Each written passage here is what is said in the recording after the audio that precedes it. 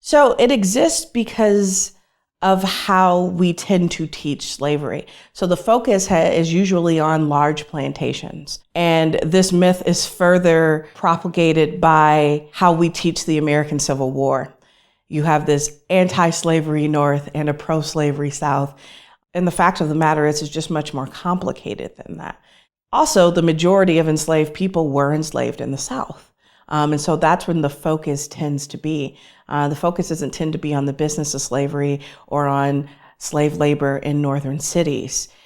And I think it persists because of how slavery is portrayed in things like movies or TV shows that focus almost exclusively on the South. And so it's a myth that, you first encounter in school, and then popular culture tells you over and over again that slavery is a Southern institution, when in fact it was a national one.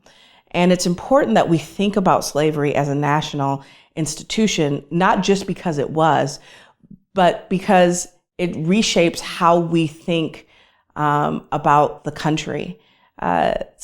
When people say that the United States was built on slavery, that's not a metaphor. That's just a statement of fact, a statement of what happened. And to give you a concrete example of that, the import duties paid on slaves paved the streets of Newport with brick. Like, that's how the streets got bricked.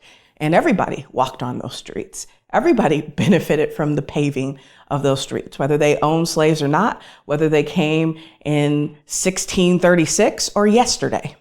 And so it's just part of the DNA of the country. But I think even more importantly, when Northerners deny the history of slavery in the North, it allows for a very dangerous fiction that the North has no history of slavery, of racism to overcome.